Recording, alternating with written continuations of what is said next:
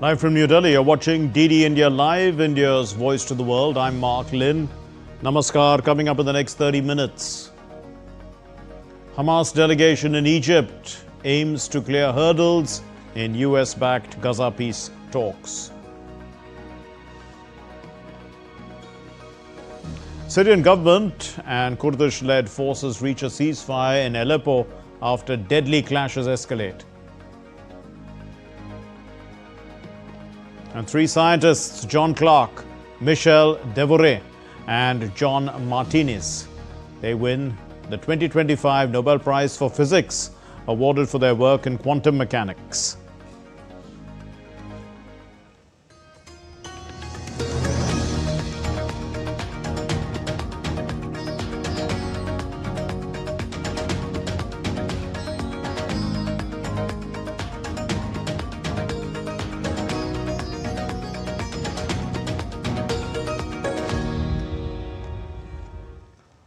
A Hamas official has said on Tuesday that the group's delegation now in talks in Egypt on the US plan to end the conflict in Gaza is seeking to overcome all obstacles to achieve a settlement. Israel and Hamas have endorsed the overall principles behind Trump's plan, under which fighting is supposed to cease, hostages are supposed to go free, and aid is then supposed to pour into Gaza. But even if the deal is clinched during talks in Egypt, questions will linger over who will rule Gaza and rebuild it. Now, Trump and the Israeli Prime Minister Benjamin Netanyahu have ruled out any role for Hamas. Qatar's Foreign Ministry spokesperson said that Israel should have ceased the operations in Gaza already, in line with the US president's plan. Earlier, delegations from Israel and Hamas held their first day of indirect negotiations in Egypt on Monday on a US-drafted peace plan. Now, as per reports, both parties have agreed on most of the first phase terms, which include the release of hostages and the establishment of a ceasefire. Now, both Hamas and Israel have responded positively to Trump's proposal by reaching an agreement on the details. That's a huge task in itself. But the plan envisages the disarmament of Hamas, which the terrorist group is unlikely to accept.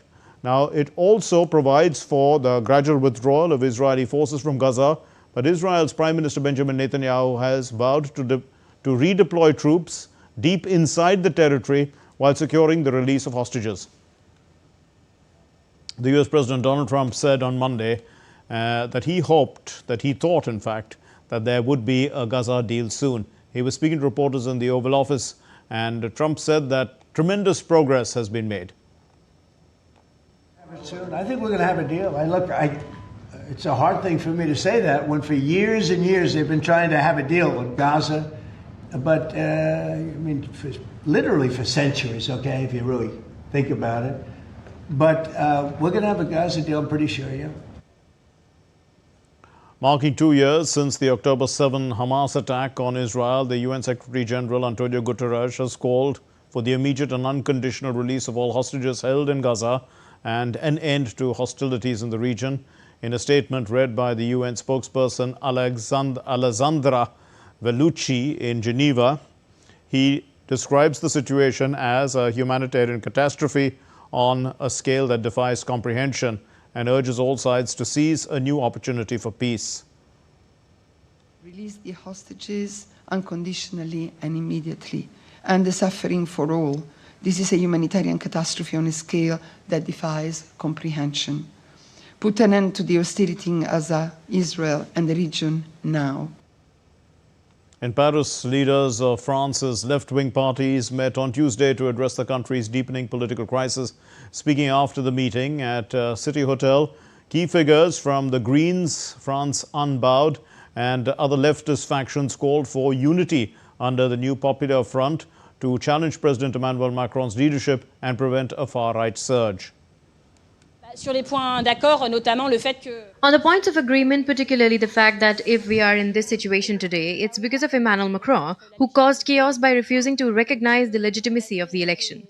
that we had parliamentary elections potentially to work on together, and that this had to be done within the framework of the new Popular Front, with those who were there this morning and those who were not there, and that we will do everything to ensure that this is the case with an ambitious program, the NFP program, to which perhaps we will have things to add, but to which we, for those who were present this morning, have nothing to take away. Rien à enlever. Voilà. A day after he shocked France with his resignation, the outgoing Prime Minister, Sébastien Lecornu, he is starting 2 days of last-ditch talks on Tuesday with members of various parties. This task has been given to him by President Macron in an effort to find a way out of the political impasse. Now, Lecornu tendered his resignation and his government's resignation on Monday morning after his government had announced on Sunday evening. His government was announced on Sunday evening, but on Monday morning he had already resigned. And this was because the cabinet was rejected by both allies and opponents, and his government was the shortest-lived administration in modern French history. Lecornu tasked, in fact, Macron had tasked Lecornu on Monday with holding the talks and setting a deadline for Wednesday evening. Politicians of various stripes, they've expressed confusion about the president's moves, and some are arguing that Lecornu's new task was merely an effort to buy more time, which is nearly a month after the outgoing Prime Minister's nomination. Lecornu's ministerial lineup had been fiercely criticized across the board by parties in the National Assembly, which threatened to vote it down. The nomination of former Finance Minister Bruno Le Maire as the Minister for Armed Forces in particular seemed to be a sticking point for many political factions. For now, far-right and far-left parties are urging Macron to call new snap parliamentary elections or even to quit. Russia says that it's waiting for clarity from Washington over the possible supply of Tomahawk missiles to Ukraine, warning that the weapons could theoretically carry nuclear warheads. This comes after US President Donald Trump said that he would first want to know Kiev's plans for the missiles before agreeing to transfer them, stressing that he did not want to escalate the war, though he added that he had sort of made a decision on this matter. We understand that we need to wait, probably for clear statements, if any come. If they come, I repeat once again, when it deals with supplies of weapons, they happen first and then the statements follow. At least this was the case with the US President Joe Biden's administration. We know this perfectly well. The Russian Foreign Minister Sergei Lavrov on Tuesday said that Afghanistan's Taliban government is striving to stabilize the country. He made the remarks during talks in Moscow with Afghanistan's acting Foreign Minister Amir Khan Muttaqi. Russia, which accepted the credentials of a new Afghan ambassador in July, has been steadily building ties, supplying gas, oil and wheat, with President Putin calling the Taliban an ally in counterterrorism. 4 migrants drowned and 34 others were rescued after their inflatable boat capsized off the coast of Lesbos in Greece. Strong winds and waves caused the boat to sink near the Gulf of Gera. Most survivors, mainly from the African countries, were taken to a reception center on the island. Lesbos, in fact, remains a key entry point into Europe for migrants fleeing conflict and also poverty. Greece recently tightened migration policies, suspending asylum claims from North African arrivals, a move which has been criticized by international organizations. The Syrian government forces and the Kurdish-led Syrian Democratic Forces, they've agreed to a ceasefire in Aleppo after tensions between the two sides escalated into bombardments on the northern city. According to state media on Tuesday, at least one member of Syria's domestic security forces and a civilian were killed on Monday in these bombardments on Aleppo, which have been attributed to Kurdish forces. Now, tensions have heightened between Damascus and the semi-autonomous Kurdish administration in both the north and the northeast of Syria. Now, since the toppling of Bashar al-Assad in December, Aleppo has been ruled by Syria's new authorities. Sheikh Maqsood and this other place, which is called Ashrafeh, they remain controlled by Kurdish units linked to the SDF. That's the de facto army of the Kurdish administration. Now, it also has been reported that a civilian was killed in this Kurdish bombardment. Scientists John Clark, Michel Devoret, and John Martinez, they've been awarded the 2025 Nobel Prize for Physics. Their work, the discovery of microscopic quantum mechanical tunneling and energy quantization in an electric circuit. That's their work. The announcement was made by the Nobel jury on Tuesday, and all three laureates are based in the United States. The Nobel Prize in Physics is awarded by the Royal Swedish Academy of Sciences. It includes a prize of 11 million Swedish crowns. That's approximately 1.2 million US dollars. And it is the second of 6 Nobel categories following physiology or medicine. The chemistry prize is going to be announced next. The European Commission is expected to double tariffs on steel imports to 50% on Tuesday, according to media reports. DW correspondent Chiponda Chembelu is joining us from Berlin. Chipondo, which countries could lose out from the new rules? Well, China in particular, because of course it has been subsidizing domestic production. Now, the EU and other Western countries are trying to contain the excess capacity in steel supply, and that could reach 721 million metric tons in 2027, and that's according to figures from the OECD. But it's not only China. The UK too could lose out from the EU's new rules. Now, the European Union is the biggest market for British steel, with about half of the production being exported to the bloc. So that is around 1.9 million tons, and that is significantly higher than the 200,000 tons that the UK exports to the United States. So this move by the European Union will definitely hurt the UK more than the Trump administration's tariffs on steel. And it will be interesting to see what kind of impact these tariffs will have on EU-UK relations. Now, Brussels and Westminster have been drifting closer in the last 12 months. Let's take a look at other stories making news from around the world. A building near the Opera House in central Madrid partially collapsed on Tuesday, injuring 3 people, 1 seriously, according to authorities. Emergency crews, including firefighters with sniffer dogs, were deployed to search for any possible victims trapped inside. The building was reportedly under restoration at the time of the incident.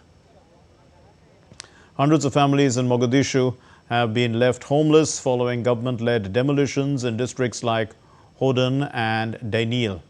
Residents say they were evicted without warning, with some claiming that they were asked to pay to legalize their land. The evictions have triggered protests and raised concerns about corruption, poor urban planning, and disregard for legal ownership. One hiker has died and hundreds rescued after sudden heavy snowfall hit China's Tibetan plateau and areas near Mount Everest over the weekend. Images from the Tibetan Fire Department show rescue teams evacuating stranded hikers in Karma Valley, Tibet Autonomous Region. The extreme weather caught many off guard, prompting a large-scale emergency response. Still to come on DD India Live, India approves 24,634 crore rupees for 4 multi-tracking railway projects. India's wicketkeeper batter Rishabh Pant, who had fractured his right foot, could return to action soon.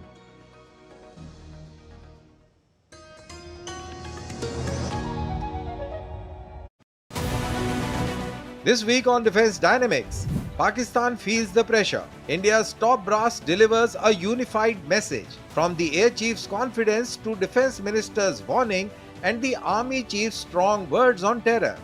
India's Air Chief on 5th generation AMCA and new fighter options.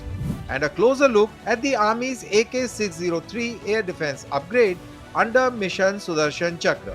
Catch it all this Wednesday at 8 p.m. IST only on DD India.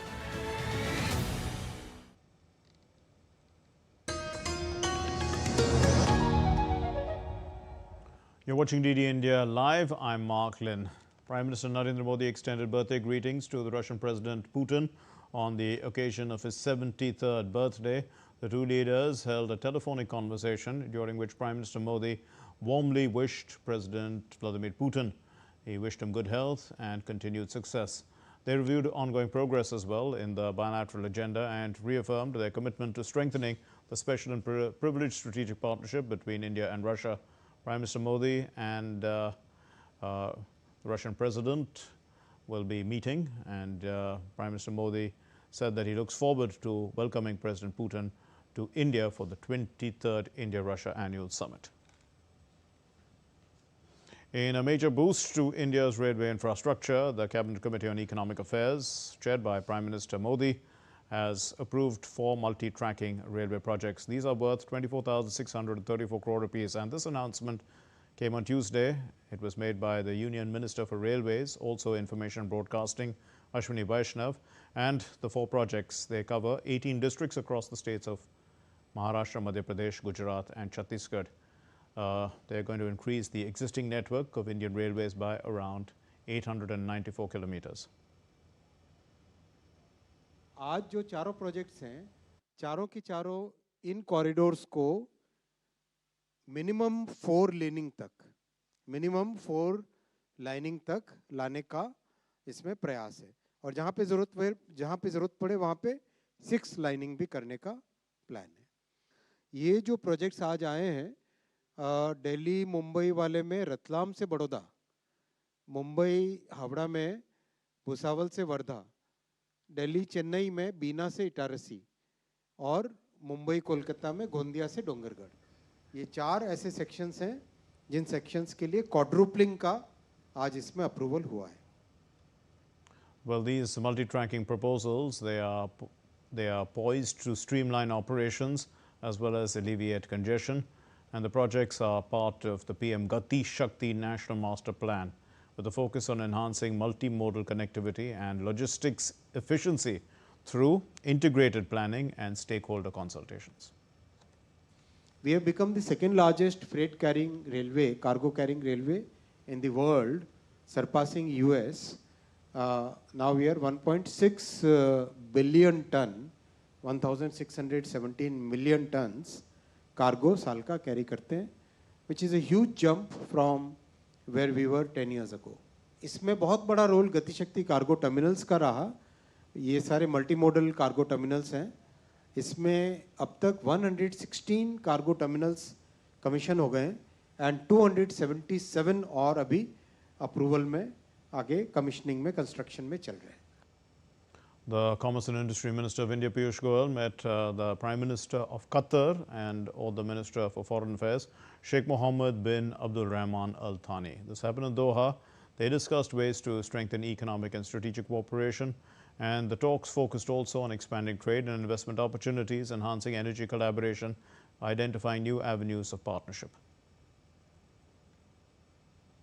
The journey of Indian exports is a result of innovation with global integration. According to World Bank data, the world's exports, they are growing at about 2.5%, and India's exports are growing at 7.1%, outpacing global growth, indicating the progress of the country on the international front. In August this year, Indian exports had registered a positive growth of 4.77% versus August of 2024, and exports in fact increased by 5.19% to US dollars 346.10 billion in the April to August period in comparison to the same period last year. And merchandise export had risen by around 2.31%. Services export had surged 8.65%. And we're talking about the same period, April to August of 2025. India's exports to Hong Kong, China, USA, Germany, Korea, UAE, Nepal, Belgium, Bangladesh and Brazil too have climbed the ladder of growth in this period.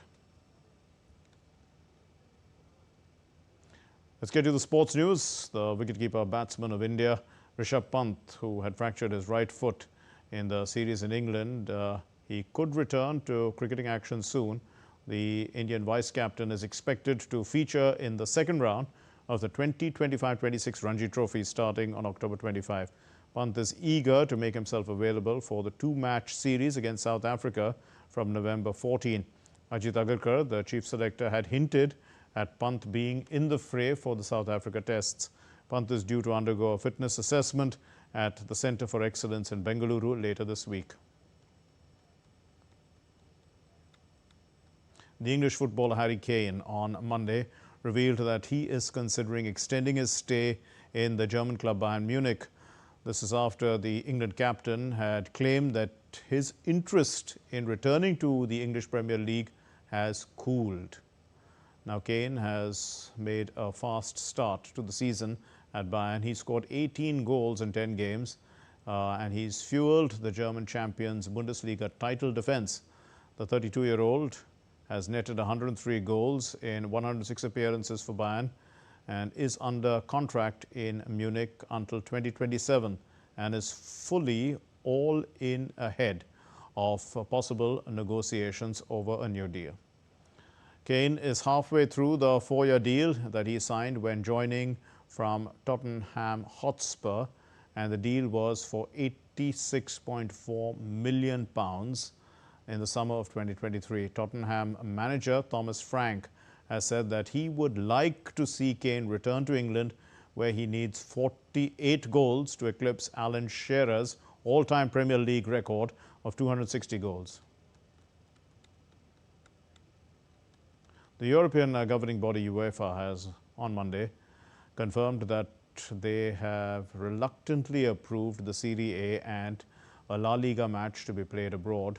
The La Liga fixture between Barcelona and Villarreal will be staged in Miami in late December, and the AC Milan Serie A encounter with Como, it's going to be held in Perth, Australia in early February. So Milan opted for a foreign location as their San Siro stadium is unavailable, as both the city and the stadium prepare to host the Winter Olympics opening ceremony. That's on February 6. UEFA said that its executive committee had reluctantly approved the move as an exception, stressing that FIFA's regulatory framework, still under review, lacks sufficient clarity and detail, and reiterated that they remain opposed to such matches in principle. Well, that's all we have in this edition of DD India Live, and share your thoughts with us on the news of the day. Those of you on the go, get the latest news from India and abroad on the DD India mobile app. It's available on Android and iOS platforms. You can scan the QR code and download it now. We'll be back with more news as it breaks here on DD India. I'm Mark Lynn. Thank you very much for being with us here on DD India Live. Namaskar.